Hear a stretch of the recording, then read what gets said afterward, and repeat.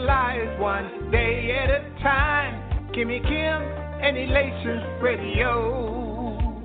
They're here to get your day going fine. Kimmy Kim and Elations Radio. Kimmy Kim and Elations Radio. Kimmy Kim and Elations Radio. And here's your host, Miss Kim Robinson.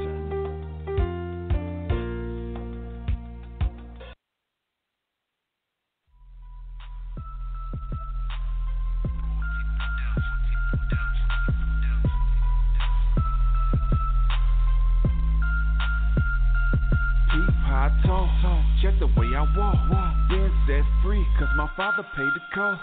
No, I'm not perfect, God just forgave me. Got a new swag, praising Christ like I'm crazy. This my Christ swag, yeah. My Christ swag, yeah. This my Christ swag, okay. My Christ swag, yeah. This my Christ swag, yeah. My Christ swag, yeah. This my Christ swag. My Christ swag, yeah. Yeah, I'm from the streets. South of the arch, man, where I used to drink, roll up, and used to spark, man. Now I got my head straight, shining like $1 million.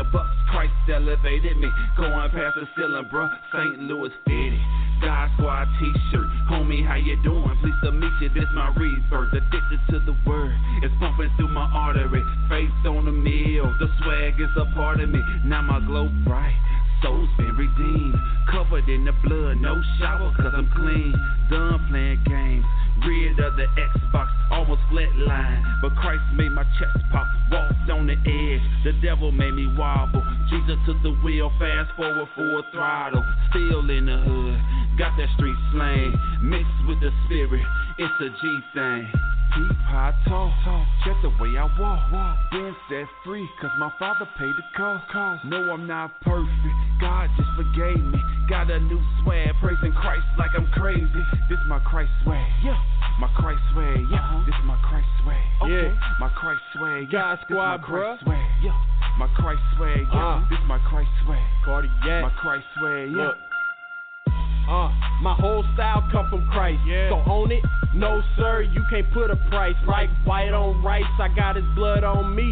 To be honest, I just care about my guy, homie. And if I'm only living for him, it don't really even matter what y'all think of me. Opinions you can let them be, I'm killing it, I let them see. The old me is gone, keep the demons out my heart, then Christ found a home. Yeah. No more Patron or nitrous, I might just give God a praise with my best. He's highest, glory in here, hallelujah, yes sir. Put my trust in the Lord, I ain't having no fear. No, I don't have a care, besides pleasing my Father. Tell any hater you see, man, don't even bother, cause Jesus is my medicine. I ain't never hurting, catching waves of his glory, man, I'm Christ swag surfing. I talk, check the way I walk. Been set free, cause my father paid the cost. No, I'm not perfect, God just forgave me. Got a new swag, praising Christ like I'm crazy. This my Christ swag, yeah.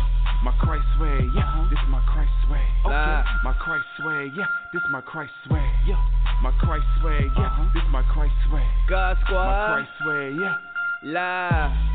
Okay, I get it from my father. Head to toe swinging on that word, that's the motto. Used to be a up or down flipper like the Lotto. Roll with big drinking ST, old squad though. Now I'm aiming at the world with that blessed scope. Hard repetition, stay flexing, holy rollers know. When you see that light shine, this ain't baby dough. He ain't got a VVS on him, what a freak show. No, but I'm close with my father though. I ain't Leroy, but the boy got a lot of glow. Took a whole lot of laying out to kill his ego. Missing my whole purpose like Shaq with some free throws. If you rap in vain, can't edify the people. Swag on 100, gaining speed, adios flow. And I'm top flow, reaching for his glory. You think I got some swag? Christ the one that poured it on me. I talk, check the way I walk. Been set free, cause my father paid the cost. No, I'm not perfect, God just forgave me. Got a new swag, praising Christ like I'm crazy. This my Christ swag, yeah. My Christ swag, yeah. This my Christ swag, okay. My Christ swag, yeah. This my Christ swag, yeah. My Christ swag, yeah. This my Christ swag. My Christ swag, yeah.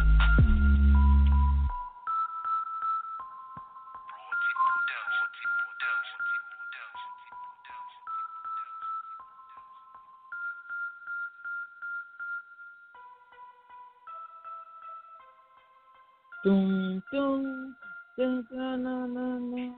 Hey, welcome back, everybody. Welcome back to Elation Radio. This is Minister Sedric, and we'll be talking on Relentless Pursuit today. I hope everybody had a good weekend. Today is June 12th, 2020. Wow,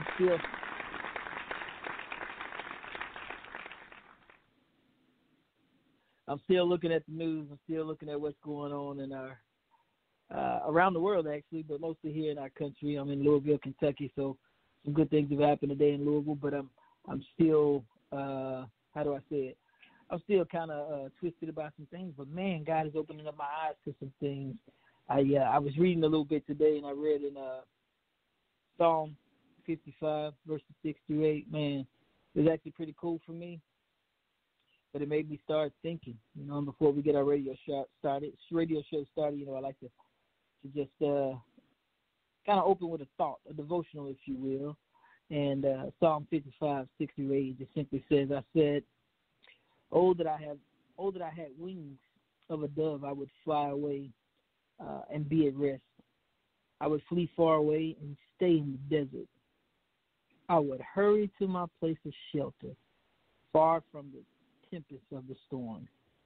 Man, I mean, that's awesome to me right there because here it is.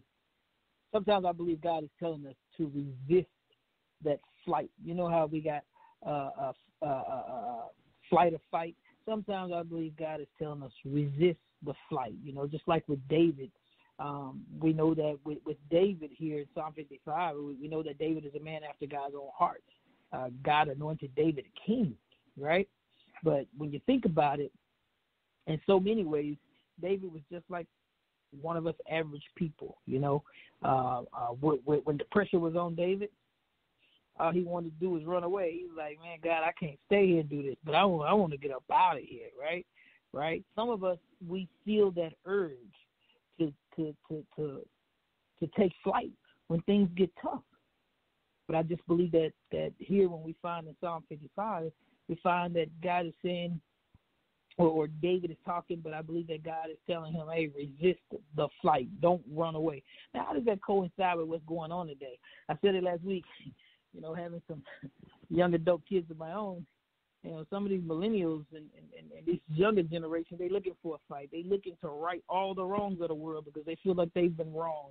When you think about these college kids who graduated 3 to 5 years ago and they can't get jobs in their selected field, they're looking for a fight because they're saying, no, this ain't right. And right now they're out protesting. They're doing what they have to do to undo hundreds of years of injustice. And I believe that right now I want to encourage all of them, resist the fight. Stay in the fight. And I myself, I just got out of the hospital, but I'm making plans to get in the fight. I got to be careful right now because I'm susceptible to disease, but definitely making plans. But there are so many more ways that we can resist the fight. We can get in the fight. We have to, first as Christians, we have to be prepared. God prepares us through our urge to flight. He prepares us. You have to go through that struggle to get what God is trying to give you. Like, okay, let's use slavery. We can use that. Let's not even go back that far. Let's use the oppression of a people today. We have to go through those oppressive states to get what God is trying to give us so that we can endure flight moment that we may have. See, we've gone through so much that when the fight comes to us, we will be tempted to run, but we won't. We'll stay there because God has allowed us to be conditioned to do that. And here's the flip side of that. The flip side of that is we cannot be overcome with hatred. You see, we can't allow it to overcome us, and we start to act like the system that has started or has always oppressed us in so many ways. We have to, again, we've got to resist that, and through what God has allowed us to endure, we should be strong enough. So I think the good news for us all is right now, is that when we go through these intense trials, when we go through this suffering, see, the impulse to flee is broken. God will deliver us. his work is completing us because of that endurance he's given us to complete and to go through and to endure all these tribulations. So just like with David, I want to encourage somebody. Don't fly yet. Don't fly off just yet. Don't take flight. Stay in the fight. Know that God has you there for a reason. And remember this right here. Nothing great was ever done without much enduring. Yeah, that's a saying by Catherine Sienna. And so I want to close with just that, but I definitely want to encourage everybody. And with that said, I want to go ahead and bring in my two guests. I have Brother Terry on with me. Terry, you out there right now? Yes, sir. How you doing, Brother Terry? I'm hanging in there, man. You know, it's just been a beautiful week. You know, I've been kind of learning some things about myself. That's why I can't. The whole flight gets to me. You know? We're gonna wait for Jason to pop in. Yeah, we're gonna wait a minute for Jason to pop in. But man, you know, so what you think about what's going on? Hey, Jason. Okay, man, I didn't know you were on. You supposed to let me know. I guess I can read your mind from all the way to Louisville, Kentucky, huh? Boy, I said, nah. I'm sorry about that, good sir. What's my board? How's your week? How's your week? Good week. Kind of getting back to normal with work and everything, but yeah, it's been a really good week. That's cool. Well, I tell you what, I've been looking at everything in the news, but it took me back to Colin Kaepernick. Now, I hate to keep invoking Colin Kaepernick. I hate to keep bringing him up, but Colin Kaepernick said something, and you know, again, he wasn't the only person, but I chose Colin Kaepernick to kind of start me off here because he basically wasn't 100% alone, but he endured the wrath of the NFL and a whole bunch of media types and a whole bunch of other folk who didn't like what he was doing. You know, I want to say by himself, but not really by himself. He was the figurehead, and he got dogged, right? He gave up his entire career for it, but and I think that was an honorable thing, and I think I use him because when the going got tough, he resisted the urge to take flight. He didn't try to take off and run. He never ran from what he believed was his calling. So check this out. They asked Colin Kaepernick why he was kneeling, and one of his responses was, and I'm gonna read it directly from where I got it from a source. I forget what magazine, but it says he said, "I'm not going to stand up to show pride in a flag for a country that oppresses black people, people of color."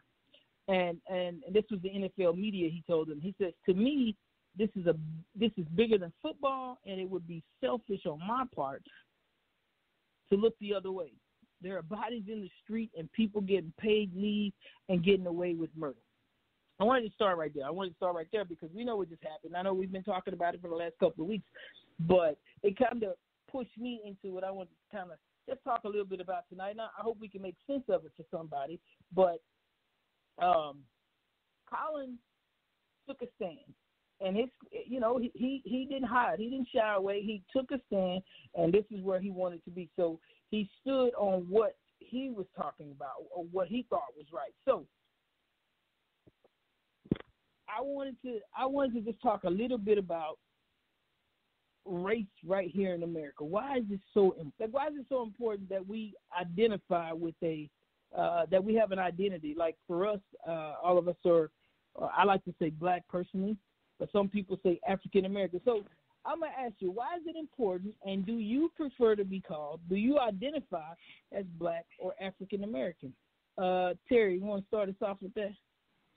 And keep in mind, we're talking to an audience. So let's just be frank. Let's be candid. Let's say let's use our own opinions. Let's not push the blame. This is your opinion. Right. Then my opinion is I'd rather be called black. I'm a black American. African American, it says something to me that I have full African descent only. And I'm made up of Native American, white, African. I'm mixed. If you really want to get out to it. But if you want to, but because of where we live, because everything is so defined by color or ethnicity, because of that, I prefer to be called a black American. Okay, mean, I buy that for $1.55. You know, and it's funny. It's funny. Well, I won't even make that statement. Jason, you want to jump in? Yeah, I mean, of course, I'm like Terry. I identify myself as black, but what I really like about what he said is because of the culture that we live in, we have to put ourselves in a category. You know, for the longest time, I would tell you growing up, I would tell people two things. I'm not black and nor am I a man, because I didn't want myself to be identified by some group. But as I gotten older.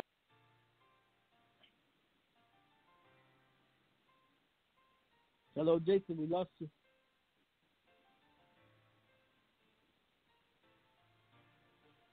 Earth to Jason? Okay, we're going to let him come on back in. Hey, Terry, can you hear me? Yes, I can. Okay, cool. We'll wait for Jason to jump back in. Okay.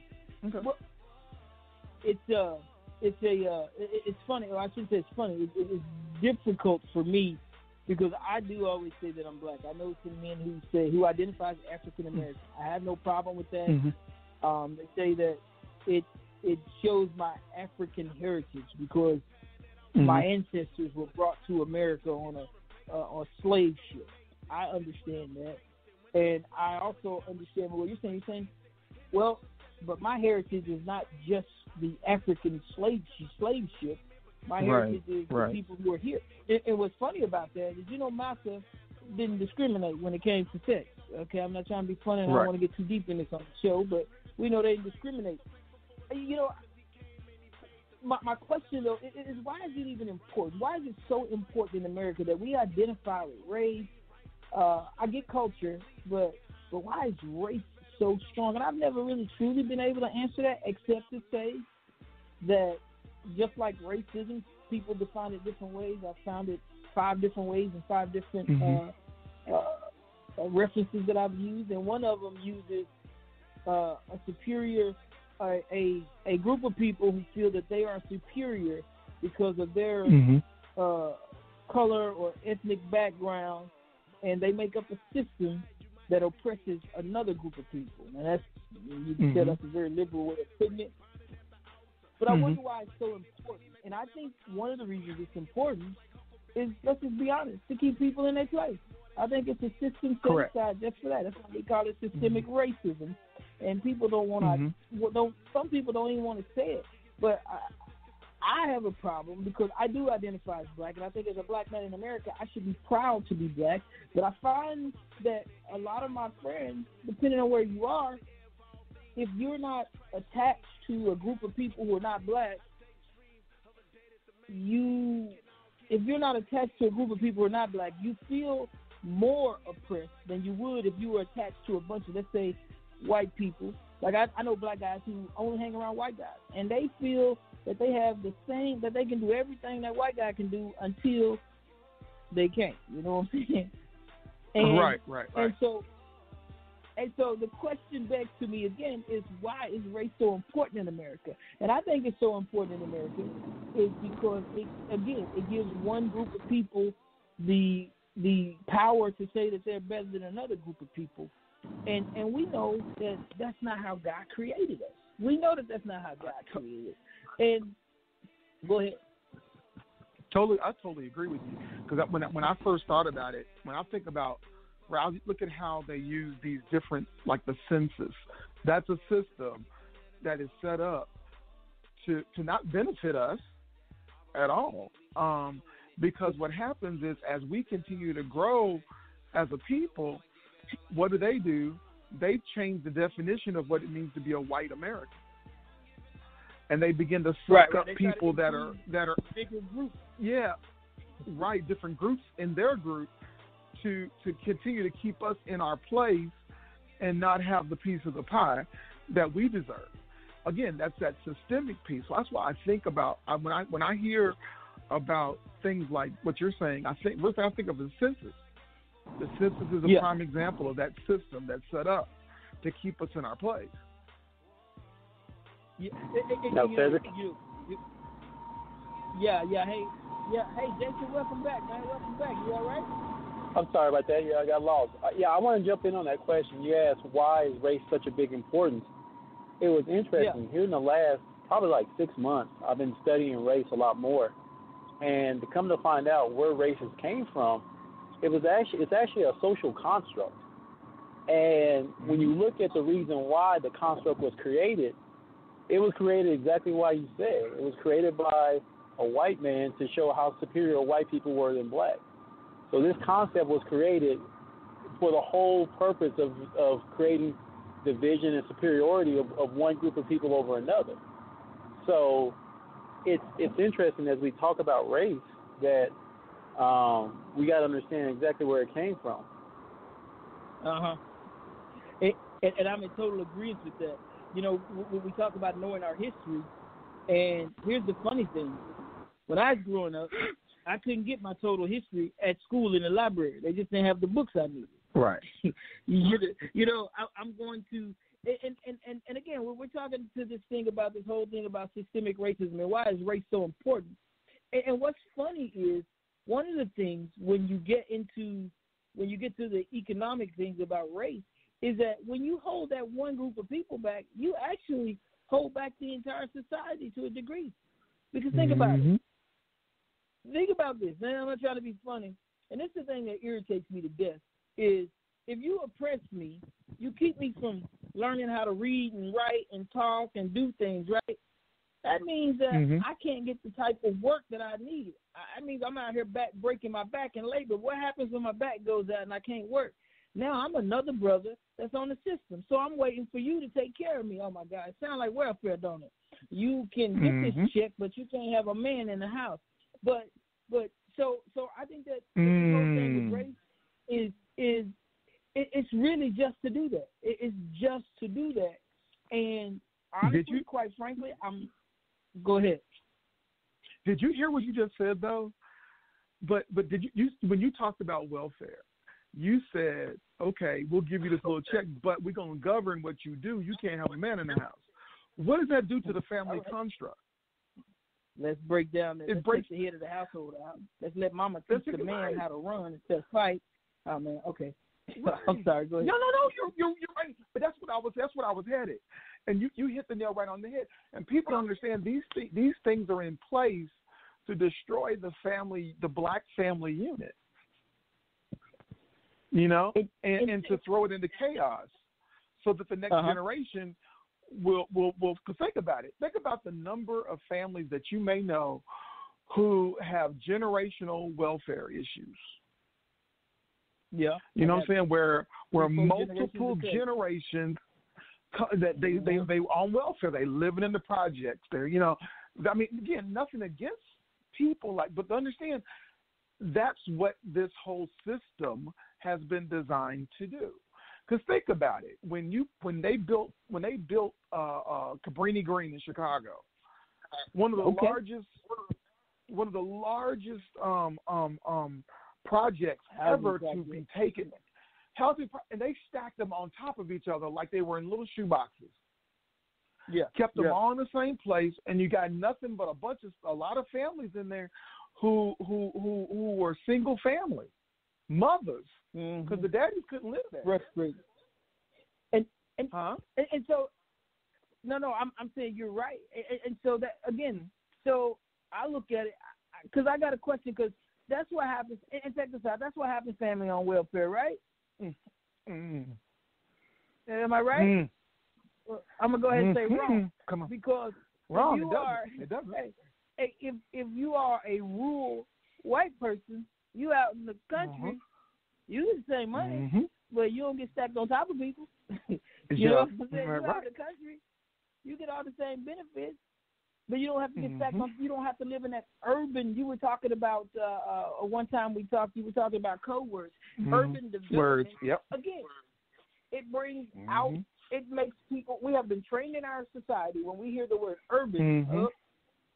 Unless it's going by fashion, we're trained to think about low income places that are ugly. So racism is important in America. Unfortunately for me, in my opinion, racism is important in America so that we can have a group of people, we can have a group of laborers, right? to keep the rich people rich. Don't get me started. Terry, it doesn't make sense. Jason, and I know you Jason, I know that both of you came from families where somebody in the household, your parent had good paying jobs, or you had two parents and both of them constantly worked. So I grew up in the inner city of Dallas, and we moved out to the suburbs a little bit later, but it was the boom and bust 80s for us. My dad might work great for 2 years, and then all of a sudden the company he worked for shuts down, or they have some layoffs, and it ain't going to take him another 2 months, 3 months to get a job. Well, we wasn't living so great that we could even afford for him to be off work. And so they called it the boom and bust 80s back then, coming from Carter, going up through Reagan, going up into the first George Bush. It was horrible for us, right? But we got through. The one thing my parents did was they kept the family dynamic together. You know what I'm saying? Through the good times and the bad times. That was the one thing that the system, it was designed to break us, but it could not. When my dad got a job and he had to move to San Antonio to drive a truck because they were building houses. Well, my dad said, well, you know what? I'm not going to leave my family in Dallas. I know I'm probably only going to be in San Antonio for 2 years, but I'm taking my family with me. So they could never break up our family dynamic. And I think racism is set up so that if they can't break the family dynamic, they're going to break the back of the man of the house. Correct. How do they do that? Correct. How do they do that? I mean, anybody want to jump in? How can our society break the will of the head of the household? How does that happen? So I'll tell you this, like in the recent weeks that we've been going through this, it was just eye-opening when I sat on the call with my men's group at church. And like I said before, it was men of all ages, of all socioeconomic background. But we all had a similar, not just experience, but our view of who we are as people, as men, as black men, was all similar. So when people want to say there's no such thing as systemic racism, I might not say racism, but I would tell you there's something in the system that shapes the perception of a group of people. When you can ask for the most part, you talk to any black person from any part of the country, and they'll have a similar view and perspective of who they are in relation to this country. And you can't tell me there's not a system in place that can affect that many people. Everybody wants to say, well, it's a bad individual here, it's a bad individual there. And I'm like, yeah, I agree with you. But there's also, you can't tell me all these millions of different people all dealt with the same type of bad person. No, I find that hard to believe. So when you talk about breaking down people, I'll tell you this. I spend so much time working with young men and telling them how exciting it is to be a black man. And they look at me like, no, being black they look at me like being black is something bad. And, I'm like, man, where do they get this from? Where is this being told to them? People want to say, well, people are just mean against their own race. And I'm like, there's some truth to that. But when that kid goes to school and he's got teachers, principals, coaches, making statements and looking at him other than like a man, that's what happens, So, I think this system has done a lot to really just injure black people. And I think that's what we really deal with. We deal with injury all day. I mean, we talk about it a lot on this call, and I think it's true. Most black people are going through some type of trauma caused by this system that we grew up in. Oh, wow. Absolutely. So Jason, I got to ask you, now, these young men that were looking at you kind of strange, were these black kids or? Yeah. Wow. And when I look at them, I say, man, this is awesome to be a black man. They look at me like, what? And, they won't say anything, but you just tell them that body language. You're like, you must be living in some other different world, So that brings up another question for me. And I want both of you to answer this because I want to put it out here. By them reacting that way, do you think we as a people are further perpetuating that stigma that, man, being black ain't easy, because we are demanding equal rights, because we are demanding that the system change and no longer pass by us or look over us, but cater to us? Why do you think our young men are responding that way to you, Jason? And Terry, you can jump in after Jason if you will. Mm-hmm. I think it's partially the systems they've grown up in, and I was listening to this commentator, and he said something that was really eye-opening. He says, when you look at violence, especially against people in authority against black people, you see that on TV all the time, and you don't see as much for that same violence against other races and other things. And he pointed out, the reason why they show that to us is to keep us in check, to let us know. Mm-hmm. And when you look at stuff like that, and you kind of start taking a step back, when you look at all these things in media that reflect different types of people, if I'm of that, if they're already reflecting me in derogatory fashion or in an oppressive fashion or in a fashion where I'm being abused and misused, and I'm looking at that person and he looks like me, I have nothing to do but to grow up and think, well, maybe that's my reality too. And then I go out in the real world and experience a little bit of it. You're like, whoa, maybe this is true. Yeah. Right. It's like, Terry, you want to add anything? It's like, yeah. Jason hit the nail right on the head, I believe, with that. I mean, it's because of like a lot of like what's seen in social media. Even like I said, not only social media, but on major television networks, movies. But also, let's look at what is seen in the house. But let's look at what is said, what's in the house. Because if you're being raised by a single mother who doesn't like her baby's dad, you know what I'm saying?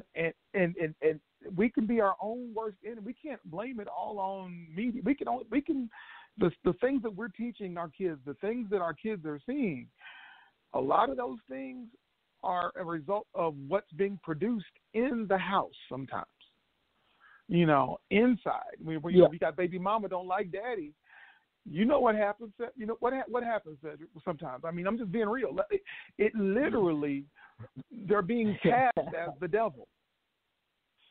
All men are the devil.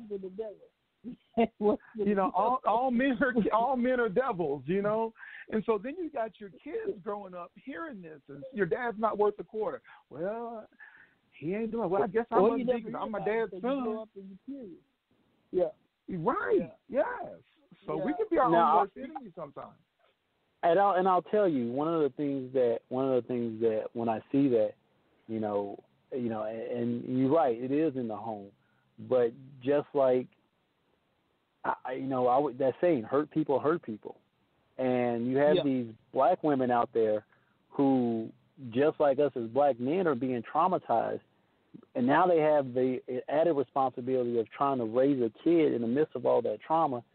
I mean, they're not always going to make the best decision, and I think, what's up, Jason? Can you take that back? Let's take that back to its roots.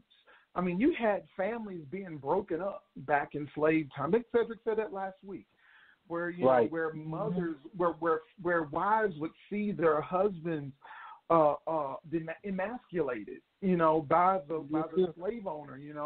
They were raped in front of their families and things of this nature. And so women were left to raise their children by themselves. Right. That's exactly, what we're dealing with now. And that's what I really talk about. Like, this is really spurred some conversation. Everybody's asking questions, how do we start? Well, we start by dealing with the pain of being a second-class citizen in a country that you're supposed to be a fully fledged citizen in.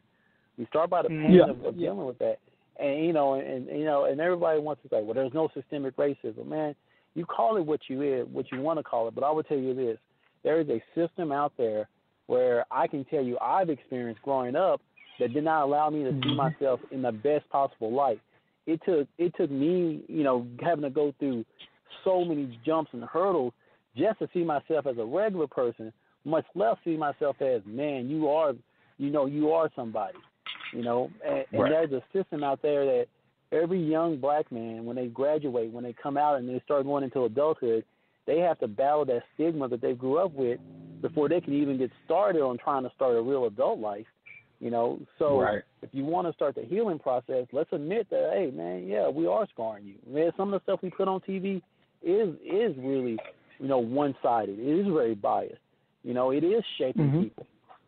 Let's be real about that type of stuff, and let's do something to say, okay, let's stop doing it.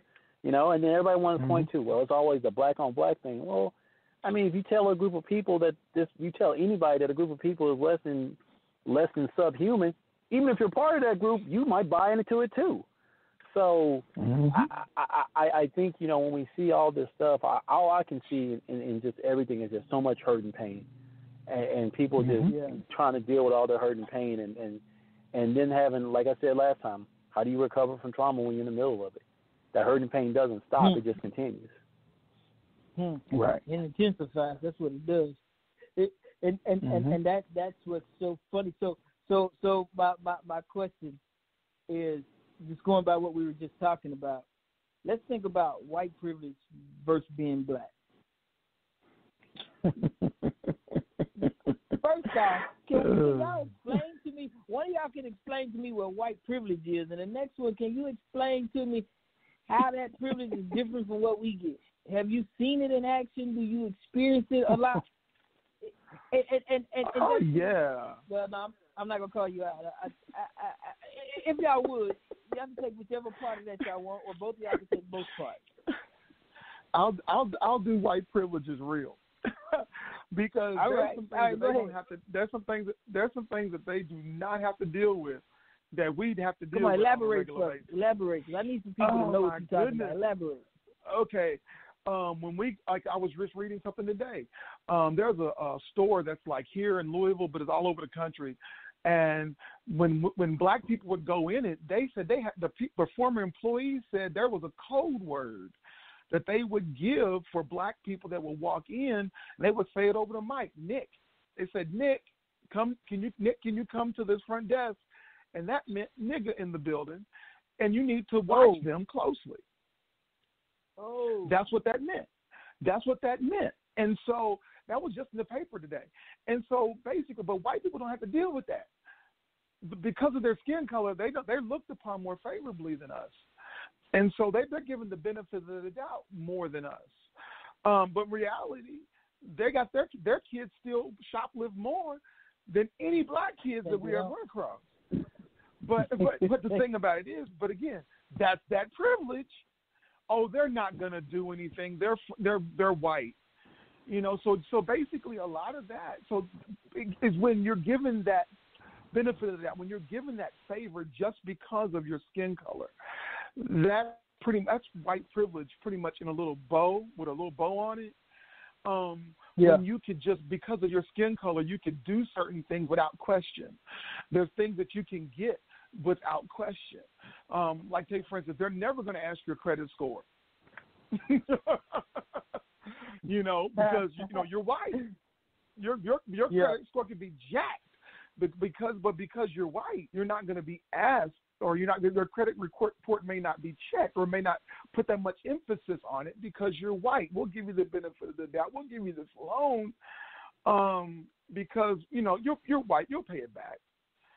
Because what's happened? We've gotten the reputation for not paying our bills on time. And that in itself is a stereotype, and it's fictional. Type, yes.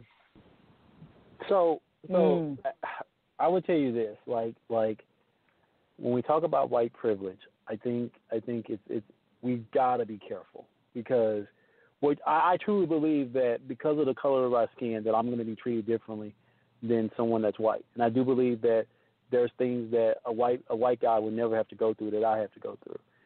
I struggle with the term white privilege because it's almost like we're shifting that responsibility to people who don't really deserve it, right? Like, these white people didn't ask to be treated differently. You know, because my thing is like this. So what I'm saying is this. When I walk into a store, right, and someone decides because of the color of my skin that I'm going to be followed around, that's that individual action, right? And the struggle I have is I don't want to be lumped in and be blamed for something that a group of people have done because of the color of my skin. And when we start talking about white privilege, I feel like we're almost doing the same thing. You know, you're white, and because you had nothing to do about you being white or the fact that these people are mistreating you. Now, to that being said, when you recognize that and you start taking advantage of it, aka that lady in the park who called the cops because the guy told her to put the dog away. At that point in time, you have to own it at that point because you know why you called the cops. You know why you said what you said. You know, you understand that it's there. Yeah, but I want to also jump in on that, Jason. See, I have a different view of white privilege than what you just said. I do agree with what you just said. I'm not lumping people in. This is a systemic societal issue. So, unfortunately, we are all participants in this society. And I have witnessed certain things happen. And when I say white privilege, this is where I'm going. I saw about 4 years ago, a black man was trying to take a cop's gun. That black man wound up dead. The very same weekend that he wound up shot dead by 4 police officers, there was another guy, a white guy, who was not only trying to steal a cop's gun, he was in the parking lot of a Walmart. He tried to carjack 2 cars. He tried to cut a cop with a knife. They chased him down into Walmart. They beat the crap out of him. But guess what? He got arrested. So that white guy did not ask for the white privilege, but he got it. He got it. And what was the privilege? He got arrested and not killed. The black man got carried away in a meat wagon, and the white guy got carried away in a paddy wagon to go to court and live another day. So I believe, and I hear what you're saying, and I don't want to unjustly lump somebody, but white people can reject white privilege. And those are the white people I love. I love them because they don't want me being mistreated and they don't want you being mistreated. Right. So they basically reject their white privilege. And I'm going to tell you something. There's a lot of young white men and women out here who are dating outside of their race and their families ain't happy with it. Not all of them, but some of them. They reject their white privilege. But guess what? At least it's offered to them. It's always out there. All you got to do is walk in the store by himself. Terry, what's that movie we're going to be watching and talking to the other church about? What's that movie we're going to be watching? American Son? Oh, American Son, yes. Have you seen that movie, Jason? No, I haven't seen that one yet, no. No, I haven't seen that one yet. No, you need to watch that. Okay. But going back on the topic of white privilege, I do agree some of what you're saying, Jason, but I can't get wholeheartedly in the water with you on it because the privilege means you don't have to ask for it. You just expect it. And in another way, I believe that some white people expect it is they can say what they want to a cop and they ain't really scared. I bet you won't jump out the car and do that. I mean, I'm kind of goofy in my way, so I just treat a cop like a regular person. But and I'm only talking about the bad cops. So let me put that disclaimer out there. I know some really good cops out here. And I know they're doing every day to do their job, but when those really good cops stand by and watch the really bad cops do what they do, then they're just as horrible as the bad cops. They may not have committed any crime, but they're just as horrible. So I want to say not all cops are bad cops. Cops who make bad decisions become lumped in with the bad cops. But I believe there is such thing as white privilege. Go ahead, Terry. What were you saying?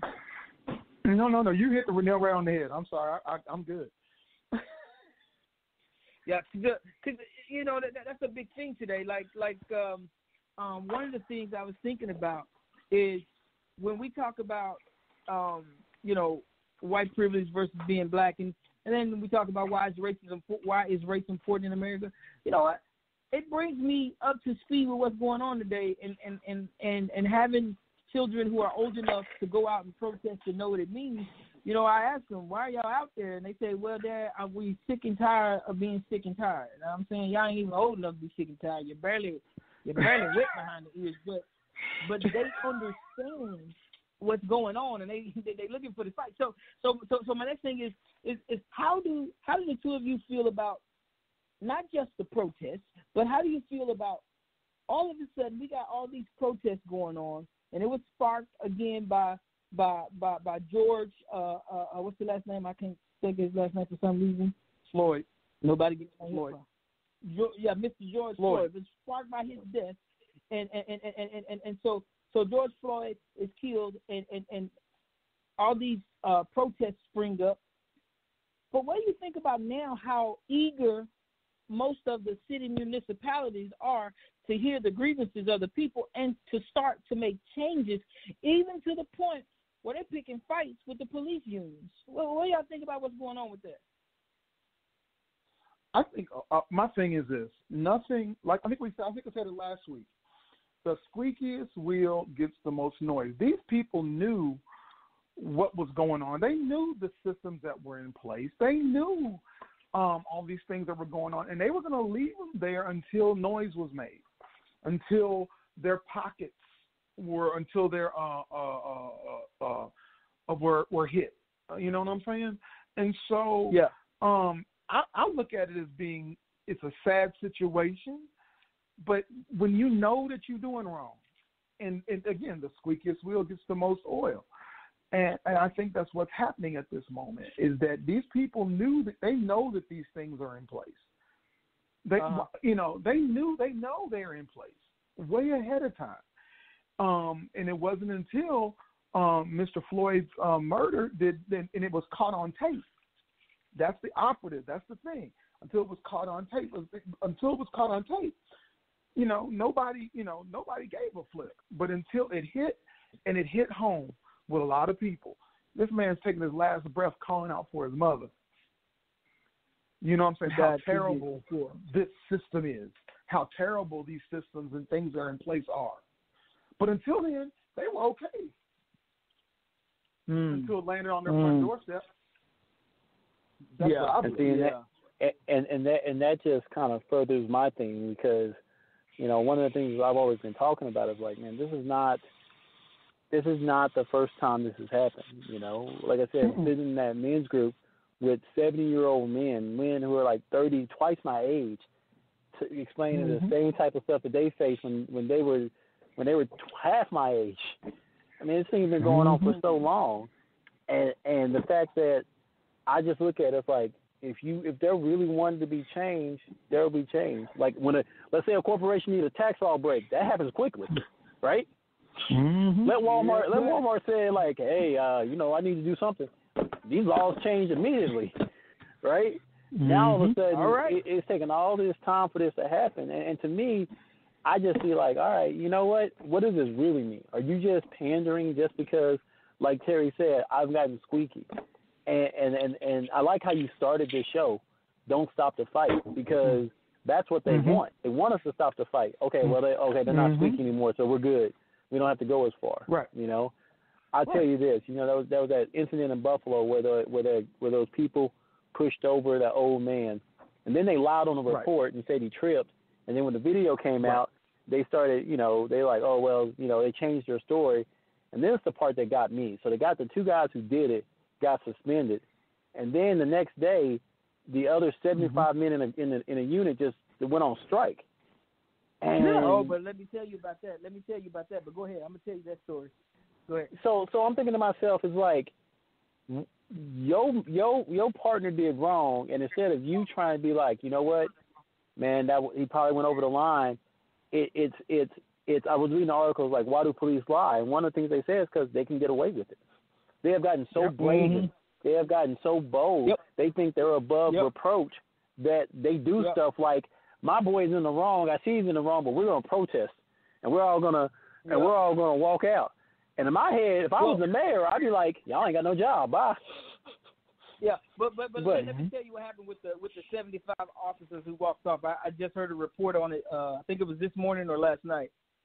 The reason those 75 officers walked off for that security detail, because that's all that was a detail, is because the police union threatened them. They were threatened by the police union, and that's why they all walked off the job. They all had to resign from that task force because of the police union, which is where I want to go with this. And just the police unions have so much power. Do you understand that a police officer doesn't have to answer any questions? Yep. It's all over the country. They got 72 hours before they allow themselves to be questioned. Where they do that at? I bet you if a police roll up on you and you don't answer questions, you go to jail. But they can plead the fifth. They don't have to plead nothing. They go on, they never mind. And the police unions have so much power when it comes to the police forces. And these small towns, they're supported by their cities and towns a lot of times, but they have become too powerful. Kind of like I ain't gonna call out no names, but kind of like some people think that they are completely above the law no matter what, but they have become too powerful. And how does that play into the racism that we experience? How does that play? I think that's one of the biggest drivers. When men, you heard that thing that power corrupts and absolute power corrupts absolutely. When you feel like you have the absolute power to do whatever you want, then the evils inside of you are not going to be in check, because you're just going to be like, I can do whatever I want. And like you said, these unions are giving these cops, I understand they have a tough job, but, things like, well, you get 72 hours before you have to answer a question. You get to see your evidence, and you don't have before you get to answer questions, right? You can lie on the official police report, and then change your story. You're caught in the middle of the lie, and nothing happens to you, right? Like, I don't know any other job that on an official document, if I lie on it, then my boss gonna be like, oh, okay, and so I think and like I said, I'm not against unions, but when you start creating groups and institutions that does not allow for accountability and give people some absolute power and authority, and let them and not let them be held accountable to the things that they do, then you are now become part of the problem. And what was created there to create equality, and is now just kind of shifted the pendulum. It's like, now we get to do whatever we want. We get to be the bullies. And I'm like, when we talk about, like I said, I know a lot of cops, and I think there's a lot of good cops out there. But I think as a group, when you talk about police unions and the things that they do, and some of the rules they have in place, they're like, man, come on, it's like they don't make common sense, right? It's just not common sense. Right. Well, I gotta agree with you. I gotta agree. Terry, you want to jump in on that? I gotta agree with you. Oh, yes, I do. Yes, I do. I'm definitely agreeing with Jason on that. But it's so funny. It's crazy though, is that we have people in positions of power in the country who don't want accountability either. And when we look at that and how that filters down to police, just let them bang their head when you put them in the back of the car, and giving the okay for those things to happen. You know what I'm saying? People of color are the ones, that get it first. Absolutely. We get it first. So, wow. And it's funny when we say people of color, because people of color just don't mean black no more, do it? Right. And anybody it's funny how a lot of people who they ain't even African American, they ain't even black, but they look black and they get treated black until they find out they ain't black. But isn't it funny? Isn't it funny? Because my next question is gonna be, okay, with all that's going on, where would we like to see the changes go? What kind of changes would we like to see? And let's just use society and policing. What kind of changes would the two of you love to see happening with everything that's going on right now? I would like to see, personally, one of the things that they were talking about, there's no national standard. Each state, each city, each is different. Municipality. It will be. It's right. Thank you. Is really different. I would love to have a universal standard across the board for what it takes to be a police officer. What it takes, because when you give somebody a badge and a gun, you're saying you're delegating that authority to them. And if they don't meet standard, they should not be given that privilege. And if they are given that privilege, they need to be held to higher standards of conduct. And but basically, give me some examples of that higher standard of conduct. Let's talk straight to the problem. That higher standard of conduct. You're in a situation, you're dealing with someone with mental illness, and if you are now under this new way we select police officers, the very first thing you do, you ain't gonna be drawing your stun gun. You realize you've been trained to realize that this person has a mental disability. Let me get somebody else out here to help me, because I don't know how to deal with this. But let me see if I can get somebody else out here to, but that's underneath that new standard. But if you go under old standard and you drop back and say, something, forget that. Ooh, almost said something. Forget that. I'm going to just tase him. I'm going to shoot him because I don't know what he's going to do. He's a big 6'4" black man. Then you need to go. You didn't use your training. You didn't do anything that you were supposed to do. You need to be held to a higher standard of conduct. You need to get but arrested. That man didn't deserve to die. He wasn't doing anything. He was just walking in circles talking to himself. He wasn't doing anything to pose a threat to anybody. You didn't use your training. You didn't do none of that. You need to be held to a higher standard. You need to go to jail. You need to lose your job. You need to go, those types of things. Yeah. Yeah. Jake, what about I told you my thought. I tell you, if a cop kills somebody, he can't be a cop no more. If we want people to respect and value human life, we got to show there's a consequence for taking it, and justified or not, because like I said, I think once you start being able to engage in behaviors and then have them justified, then you start thinking that behavior is okay. I go take a human life. Don't get me wrong. I think there's always there's times where that might be the only option, but it needs to be the only option, right? I've seen too many situations where cops would say I'm in fear of my life, but they put themselves in situations to create that fear, right? I saw one incident where there was this guy, and he was definitely has a mental health issue, and he had a gun, and he was sitting in a car, and there was like 5 cops all hiding behind a car safely, while this guy got a gun. One of the cops came up, and she decided to stand in between the cars where the guy had a clear line of sight at her. He went to reach to put the gun away, and she shot him. And what she would say, I was afraid of my life. Then why are you going to stand right there in the middle where he can shoot you? If we're not going to, so we got to, like Terry said, I think we've got to talk about training, and we've got to talk about their decision-making.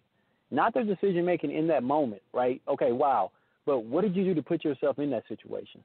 Did you seek the appropriate cover to do the job? And if you couldn't do your job safely from the cover, did you call for help and backup? Everybody want to look at what happened in that moment, but let's talk about the decision-making that got you to that moment, right? And let's hold you accountable for the whole line of your. You say what? What about the biases? No, I said okay. Do you have any implicit bias? What type? And that's when those things affect all that stuff that leads up, Jason. What you're saying, do you have where are you from? Where are you raised? How were you raised? Does that affects your decision making on some things? How do you view black people? Do you view them as human beings, or do you view them as animals that should be shot? That's the extreme, but that needs to be taken into consideration when hiring people to do that type of a job. Yeah, and I want to make a correction for you. That's not an exception. That's the truth. That's how this works. Mm-hmm. Have you read the different? I've read some different reports and articles. I love going to the ranges, and there was a range where the police department had just left the range, and all of their targets, guess what? They were black inmates. Check this. They were pictures of black men who were inmates in their local prison, and they were using their pictures as target practice. What does that do to a police officer? Completely numb his senses against that type of person when he sees them in play, because it's a video game for them. So I can shoot this man because I've seen this picture, and I've fired this picture 1,000 times, but when it comes to somebody who's not black, they hesitate to squeeze the trigger. I'm not saying white people don't get killed by cops. Truth is, more white people get killed by cops than blacks, but if you look at the percentages, since we're less than 13% of the population of this country, a higher percentage of black people are killed by cops. So it's not the number that's important. We're talking about percentages here and why, and they are, and you never, man. I'm gonna tell you something that bothers me about this.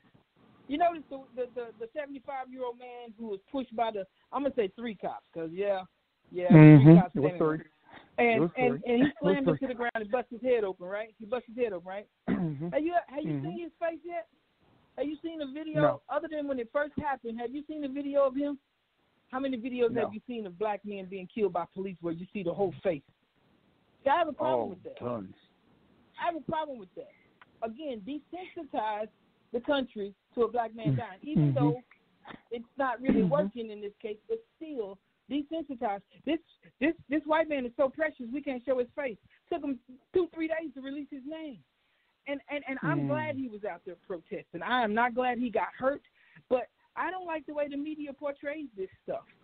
I truly don't, and it bothers me. So I know we're coming to the end of our time here, fellas, but I want to get back on this topic again another day. I want to invite y'all to come back next week. I'm sure we're going to have some sweeping things happen this next week that we're going to be able to talk about. But I definitely love the way the protests are going. I love the changes that are being proposed, and some of them are being made. And I think that what's going on right now is painful, but I'm going to encourage all of us, resist the temptation to take flight. We're not going to run from this fight. Let's stay here. We're in the moment. Time is now for change. And it's just like we always say. Here it is. Find something you love, embrace it, chase it, and that is your relentless pursuit. And I'm so thankful that these millennials and these young people and all the people, young and old, are relentlessly pursuing these municipalities and these governments and these individuals, because in case y'all didn't know, they just confirmed another racist to a federal judgeship. And this guy's all about segregation. And it was a strictly party line vote, nothing but Republicans. I'm sorry. I am getting into politics. I do like politics. I wish I had a political show so I could really act up, but I'm not. So we have to be relentless in what our demands are, and we have to make sure that that the system changes to benefit us as a people. You know, I say everybody because it benefits pretty much everybody right now except for us as a people. But it needs to be able to benefit us across the board so that we can truly say we are proud to be an American, not an American, because there's so much we can't do. You hear what I'm saying? So I'm going to let that go, and I'm going to chill out. But we're going to go ahead and close out the show. Father God, thank you. We love you. We honor you. And thank you for the sweeping changes that are happening, not just in our country, but around the world, Lord Jesus. We are all equal. And, Lord, we pledge to resist the will to run away from these fights. We're going to stand firm, we're going to stand on your word, and we're going to do this your way, Father God. In Jesus' name, amen. Sister Kimmy, you want to go ahead and cue up our music? Fellas, thank y'all so much for the points you made. I love it. Y'all have a wonderful, wonderful evening.